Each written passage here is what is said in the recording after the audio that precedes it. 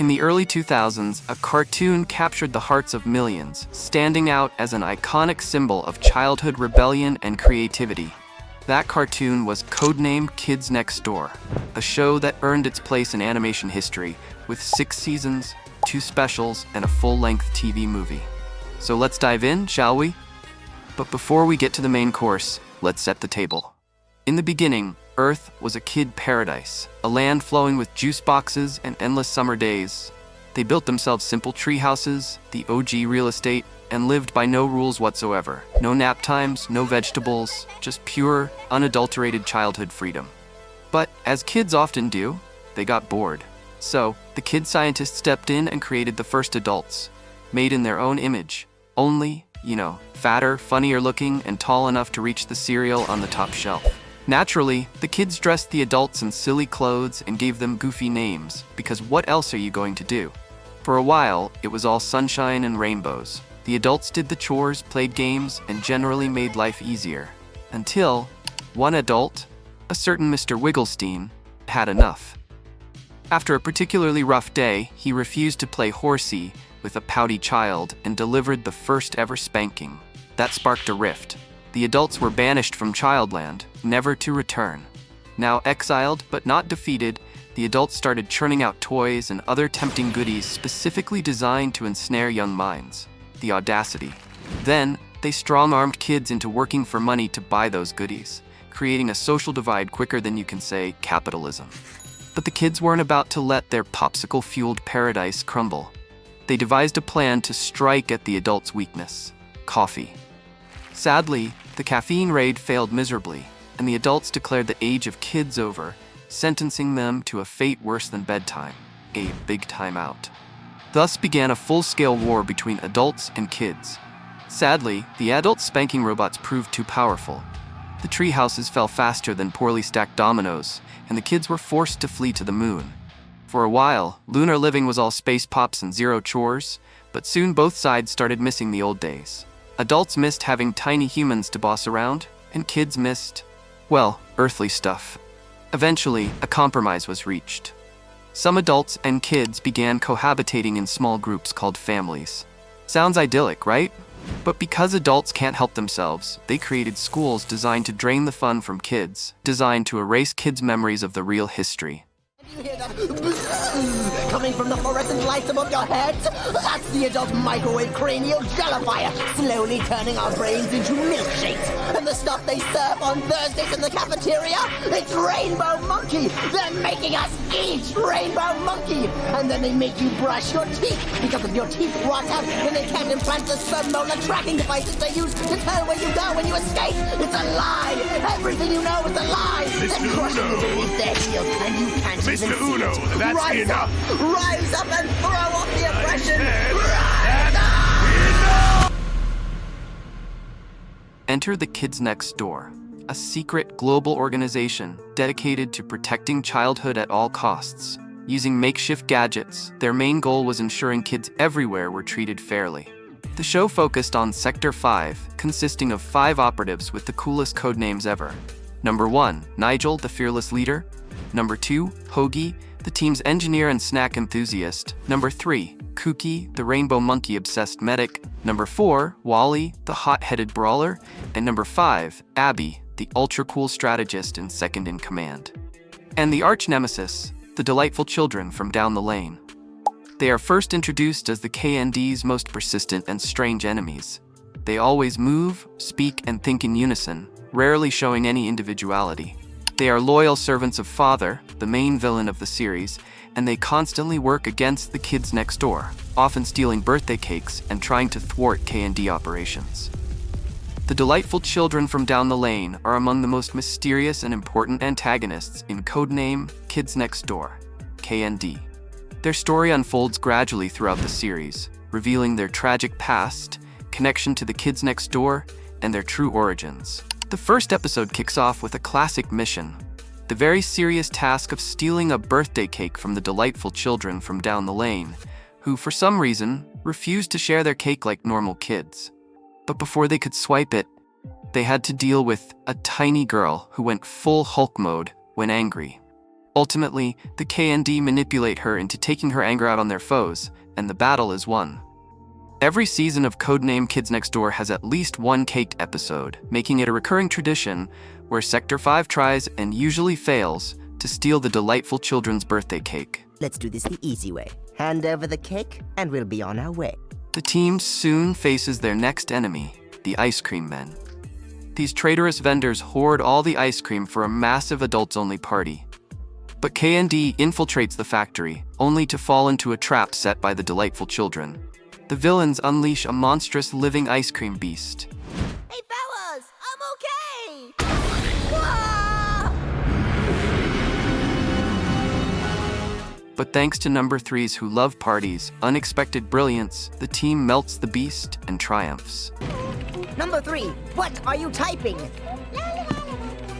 I love parties? You do too? In next episode, the kids next door face a critical situation when the hamsters powering their treehouse go on vacation. Without these tiny powerhouses, the treehouse is left defenseless. Would you guys quit fooling around? The delightful children from down the lane seize this opportunity and hire Grandma Stuff'em to attack the KND's headquarters. Grandma Stuff'em unleashes her army of food monsters on the treehouse, putting the KND in a precarious position. However, just as all hope seems lost, the hamsters return from their vacation. These heroic hamsters spring into action, devouring the food monsters and saving the day. Their timely return allows the KND to regain control and secure their headquarters, ensuring their operations can continue uninterrupted. In Operation Office, number 4, also known as Wally, is taken to work by his father for Take Your Daughter to Work Day, despite being a boy.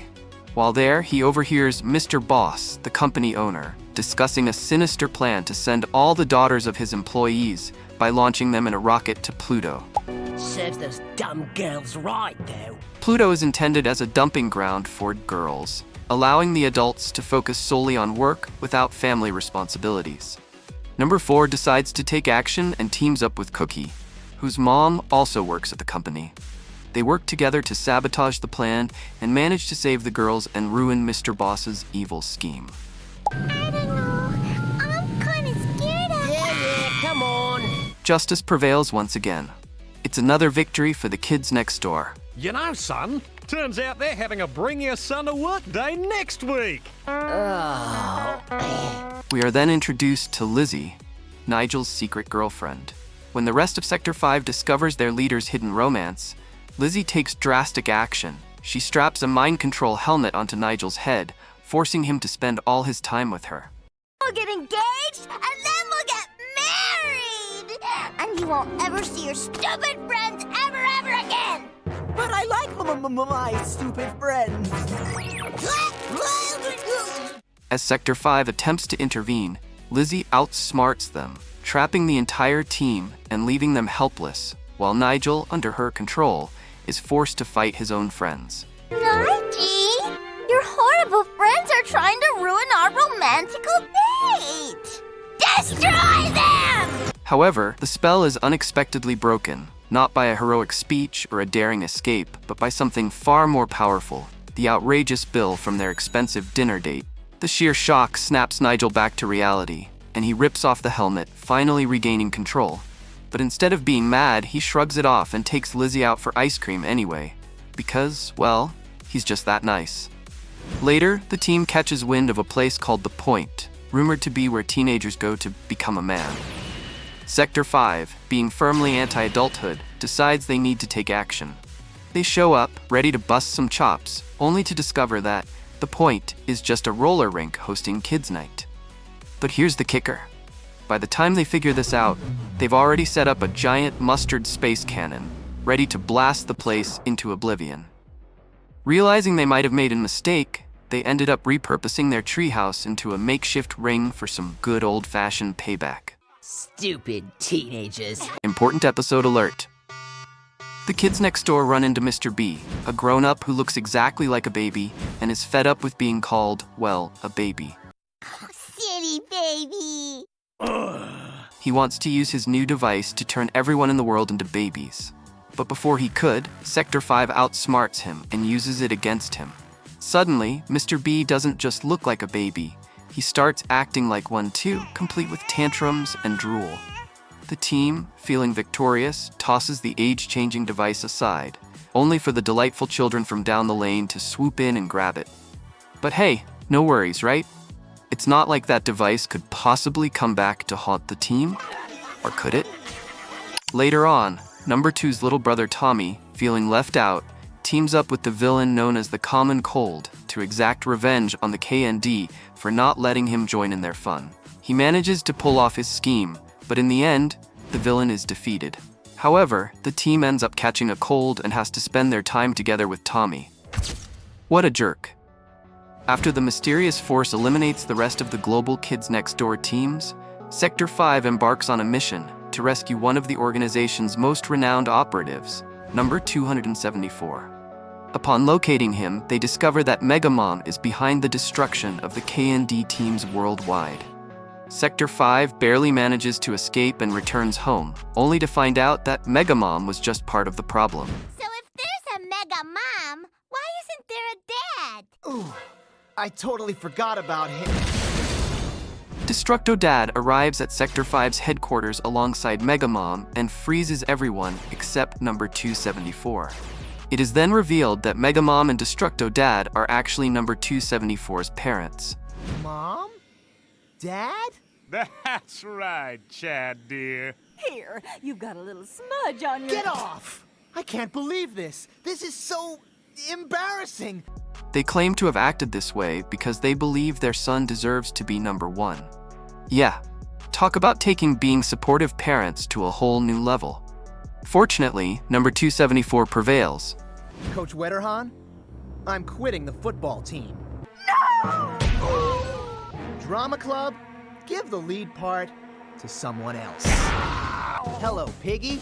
Still need a bass player for the scum bucket punks? And all the Kids Next Door teams across the world are unfrozen. Later on, number 3's dream finally comes true. As we all know, she has a super hardcore obsession with rainbow monkeys. She gets scouted and hired by Mr. Mogul, the owner of the Rainbow Monkey store, to find real rainbow monkeys. This leads her to Rainbow Monkey Island, where the elusive creatures finally make an appearance. However, Mr. Mogul reveals his true intentions to capture and sell these wild monkeys to children worldwide. Thanks to number 3's quick thinking, she manages to outsmart Mr. Mogul and flies a rainbow monkey plane back to the KND treehouse. It's clear that number 3 really likes rainbow monkeys. The delightful children from down the lane had had enough of being outsmarted by the kids next door. They turned to their father, the main antagonist of the series. He gifted them a powerful, destructive machine designed to aid in their conquest. Their mission was clear: find and defeat Sector 5. The delightful children launched a surprise attack on the KND, capturing number 1. Using the age device they had acquired earlier, they forced Nigel to age up. As an adult, he could no longer be part of the kids next door. 2 weeks passed, and the team struggled to come to terms with their loss. Meanwhile, Nigel had moved on, taking up a new job as an ice cream man. When his former teammates tried to persuade him to return and join them in a mission for revenge, he just drove off, leaving them heartbroken. Undeterred, the remaining members of Sector 5 devised a plan to rescue their leader. They infiltrated the delightful children's mansion, sparking a massive battle over the age device. Just as Nigel arrived with his truck, using his adult authority to reclaim the device, Father intervened, blasting him to the ground. In a surprising turn of events, the team used ice cream to their advantage, immobilizing Father and allowing them to retrieve Nigel. They reversed the effects of the age device, restoring Nigel to his normal age, and then destroyed the device for good. With the device destroyed, order was restored once again, but the adventure was far from over. Mission debrief complete for now, but operatives, the shadows are stirring, and we have a lot to unmask, like who Father is and what's exactly is his motive. To uncover the full plan, prepare for Part 2, Intel incoming soon. The next operation is already underway, so like and subscribe, soldier, and keep the fight against adults' tyranny alive. Stay vigilant, stay frosty, and remember, kids rule. Signing off. Remember